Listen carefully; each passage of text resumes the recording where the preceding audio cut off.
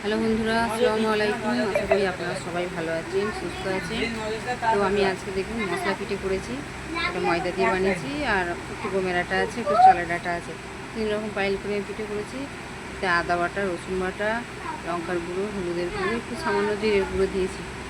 এই পিঠেটা এত খেতে মজা হয়। আর এই পিঠেটা আপনারা বাড়িতে বানিয়ে দেখবেন। আমার মতন কথা না, আপনারা বানিয়ে একবার খেয়ে দেখবেন। আর এই পিঠেটা বেশিরভাগ বানাতাম আমি আমার শাশুড়ি মায়ের সর্দি করলে আমি বানাতাম। তো আমার শাশুড়ি মা এইভাবে শুধু গমের আটার বানাতো, তো আমি এইভাবে বানাতাম। ওই মশলাগুলো দিতাম। আমার শাশুড়ি মা খেয়ে বলতে খুব মজা হয়েছে। তবে উনি আর হায়াতে নেই, উনি প্রায় 8 বছর হায়াতে নেই। যাই হোক, আমার মায়েরা আগে আমার দাদিকে বানিয়ে দিত। এই পিঠেটা খেতে এত মজা, আপনারা বানিয়ে দেখবেন, খুব মজা পেয়ে। আর এত পাতলা দেখুন, পিঠেটা এত পাতলা আর সফট নরম, এত পাতলা পিঠেটা। পিঠেটা একদম পাতলা করেই ঘুরতে হয়, ঘুরে এইভাবে বানাতে হয়, দারুণ মজা লাগে। নুনটা পরিমাণ মতো, ঝালটাও আপনাদের পরিমাণ মতো দেবেন। এতে অন্য কিচ্ছু তরকারি পাতি কিছু লাগবে না, যেহেতু এটা মশলা পিঠে।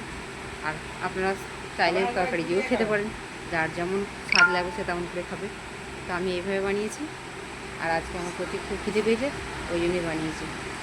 তো ভিডিওটা কেমন লাগলো কমেন্টে জানাবেন, আর একটা শেয়ার দিয়ে অন্যকে দেখার সুযোগ করে দেবেন, একটা লাইক দিবেন।